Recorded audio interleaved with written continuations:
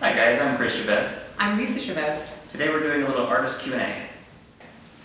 Our first question is from Tracy. She asks, who are some of the artists who have inspired your amazing work?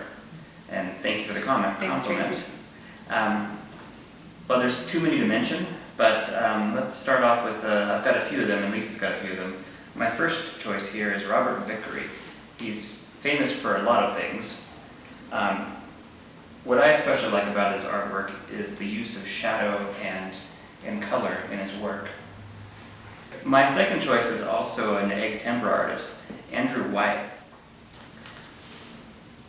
My third choice is Sean Tan. He's the only artist that's currently, alive and still creating artwork. And I love how much stuff he packs into each illustration. He's a favorite of mine as well. For mine, I just chose a couple of the artists that inspired me to pursue the Flemish technique for luminous skin. In fact, all of the artists that I have written down here, their specialty seems to be flesh. So starting with Van Eyck, he did very tight, very detailed, super in focus paintings that use the Flemish technique of layering to create luminous skin and beautiful reflections and that sort of thing. Bouguereau is another one. His flesh was very lively, hot, colors in the flesh shadows. So I really appreciated the way that Bouguereau uses his tender handling of human flesh to make his figures very beautiful and delicate. In terms of surrealism, for me, Mark Ryden is the first one that had work out in these modern times that caught my eye, and this was way before I started pursuing art. But his work caught my attention, again, with the flesh. He also does layered Flemish technique style painting, but with much more unusual subjects and the impossible things that come with surrealism. Another artist is Kris Lewis. So you can find her on Instagram, and she does more female figures, which I relate to. Always narrative and surreal and moody as well. So we both like moody art. So. All right, who's our next question? Okay, so the next question was from Brenda. And Brenda wanted to know, given the boob debacle, how many breasts have each of us painted? Now Brenda's referring to last First Friday, I did a video tour of the gallery at the end of the night, and I did show a couple of paintings that had boobs in them, and I mentioned robot nipple and a couple of other things that I think got the video flagged. So Facebook took down the video and also prohibited me from interacting on Facebook for 24 hours. And so that's what she's referring to. So when I first started studying art, pretty much all I painted was the nude female figure. So there were a lot of boobs in the old days. When we met, that was all Lisa was painting. Yeah, flowers and boobs was pretty much it for me at the time. Since then, so at the time it really made it difficult for me to find gallery representation, and that was the beginning of my journey to reach out to people with the art. And so that hit home, and I kind of drifted away from the nudes for a while. I did come back to it last year when we had a show that was themed all nude. And so I think I did about a dozen pair for that show. I don't know, I'm not saying that I won't do any again soon, but it's not necessarily a focus of my work. But the figure is a wonderful thing to paint and something that I feel I could use a lot more experience in, so you never know. And I have also painted one nude, and it's a robot, so I don't know if it really counts. Roboticelli. A single robot nipple. Yes. That's what started all this trouble. Yeah, it was the robot nipple, it wasn't hers. No. Our next question is from Candace. She asks, when will Chris's next book be ready? And yeah, I make a book every now and then, and I have one due this year. It's going to be out this August, First Friday. It's during the Castaways art show. The book is called Message in a Bottle.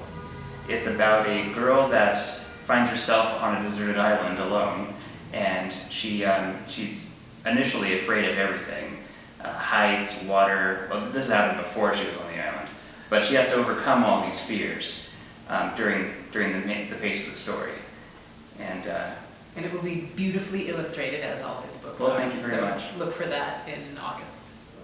Next up is Alina. So Alina wanted to know what type of people inspire us, and also do I plan to use more children in my paintings. So I tend to choose my models based on a few attributes. Generally they're just from clients that come in or used to come in to the gallery. And the things I tend to look for are a sarcastic eyelid, beautiful fingers, because I paint a lot of hands. They're as expressive as a face, and so I use them in my artwork a lot. And also just general grace, because I paint figures, generally women, who are confident and powerful. A person with natural grace is going to depict that much easier than, for instance, I would if I posed for my own. I'm not really a graceful creature. Anyway, in regards to the children in the paintings, I tend to choose children for subjects when the concept of the painting calls for it. So for instance, if I'm painting about childhood nostalgic memories or fairy tale concepts, I tend to use children. So it will really depend on what our show themes are, and just in general the concepts of the paintings that I choose going forward. So it's quite possible there will be more children. I always am taking special commissions. So if there's a particular child that you would like me to paint, especially if you'd like to see them in a surreal or fairy tale kind of environment, don't be afraid to contact me about that. And my paintings are much the same. If I have a painting plan that has a child in it, then I'll try to get a child model. Yeah. In fact, the book that I'm illustrating features a child, and we had a photo shoot last year for that. Yeah. The daughter of one of our clients. Yes. So as we said, people who walk in are generally who we choose from. Yes. Anonymous asks, what color is your kitchen? And I took a photo of it. It's right here. Boring. Boring, yes. For the most part, we decorate our kitchen with paintings, and everything is just white behind that. Yeah. Don't know why. Yeah, there's your I guess we put all of our effort into our paintings. We have color elsewhere in the house, just not in the kitchen. Yes. So Anna's question is next. And Anna would like each of us to say which of our pieces we think is the most whimsical and why. Or if you don't think your pieces are whimsical, she'd like to know why as well. So I decided that of all the paintings I've done in the past few years, I think Lulu on the Titanic is probably the most whimsical piece. It's really fanciful, even silly. The cat with the telescoping cigarette holder and the heart of the ocean around her neck. So I would say Lulu is the most whimsy I've done in a while. And that was a pet portrait, so again, taking portraits, pet portraits, or human portraits all the time. And I don't typically describe my paintings as whimsical. That might be argued with by the people who view them. I think of whimsy as more of like an unstructured sort of thing, like you're going from one idea to another while you're performing an illustration or a painting. And I don't do that. I always start off with one or two ideas, and then I construct those ideas into a main idea, and then illustrate off that without actually deviating much. So I guess I don't think my artwork's whimsical. Yeah, I disagree. Karen asks, how do you draw negative space? And I think I should describe negative space first. Yeah. So I brought a couple of paintings over here. Ta-da! So this is called Message in a Bottle, and it's sort of unrelated to the story I'm writing. Okay, so negative space in here is everything that, I consider everything that's not within the subject. Like, you have the first subject is her holding this bottle, which is the second subject. The third subjects are in here. And then everything outside of here is not the subject and pretty much the negative space. So for my example, I'll bring up butterflies in the stomach. So when I was constructing the drawing for this painting, you know, I draw, I draw based on 3D shapes. So, you know, starting with her head and building that out. And as I built the body, I mainly use negative space to check my drawing. So, for instance, after I made the angle of the arms, I would be looking at the space inside to see if the arm was bent up enough or, you know, down enough, and if it was far enough away from the body or too far. And so I tend to use my observation of negative space as kind of a fail-safe, a double check on what I have drawn. So the original question was, how do you draw negative space? And we described how we deal with negative space. How we don't draw it. Yes, some artists actually do draw the negative space. We're just not them. We draw the subject and the negative space is sort of filling up the rest. I would say the exception to that is if I'm constrained. So for instance, instead of drawing a piece on a large piece of paper, starting in the middle and letting it grow as it does, if I were constrained to say 5 by 7 inches, I would use negative space to make sure that no part of the drawing was going to butt up against the edge or make a non-pleasing composition. So in that constrained environment, negative space is very important to place your main subject where it should be within that space, since it can't be moved later. That's one of the reasons why I don't draw typically directly on the support that I'm painting on. I draw on paper first, and then I can resize that and position it on the support that I'm painting on so that the composition is correct without having to worry about that negative space as I go. So the next question is from Elizabeth, and Elizabeth would like to know how we stay inspired as a business. So first of all, we absolutely love what we do. So in that respect, I think it's easy for us to stay inspired. There's nothing else that we'll ever do than make art. This is it forever. So yeah, it may be a different type of art we make in the future, but it'll be art. I will keep doing what I'm doing now. Anyway, we also have been writing down ideas and painting concepts in journals that we have for over a decade. So we have a lot of material to mine if we need to come up with a new show concept or ideas for new paintings.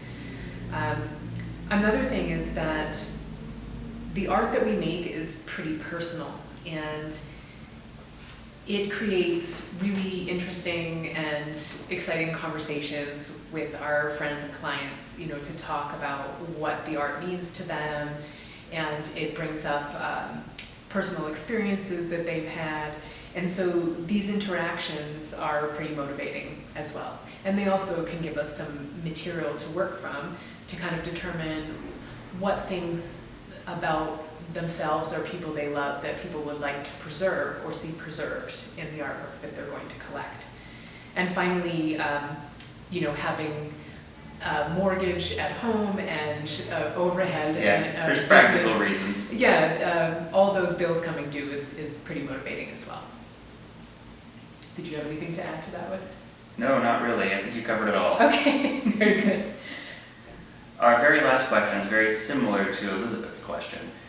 Susan asks, has it been difficult maintaining your creativity through this crisis? Any tips for motivating the muse these days? So, in my opinion, owning a small business is sort of a crisis in itself. So we're used to working under pressure. So I would say it's kind of par for the course. It's just different. It's not new. Yeah, it hasn't really slowed us down much though. No. As for motivating the muse, my biggest tip for that is books. We are voracious readers. I read a couple books a month, and Liese does too. We also read a book together every month. I read it aloud and do the voices. Yes, while I do the dishes. Yeah. But the main benefit to reading books is that you have to imagine things. It really works out your imagination. You have to imagine how things look, how things sound, even how things smell or feel, depending on the author. Pick a fiction book today and read, and it'll spark your imagination. And one final thing on that, I think inertia is important. So continuing to draw, continuing to write down ideas that you have for things, even things that your skill set is not quite up to yet, that you can come back to later, which we do a lot. You just have to keep moving. You know, an object in motion remains in motion. So that's my tip. Well, thanks for joining us today, guys, and we'll see you next time.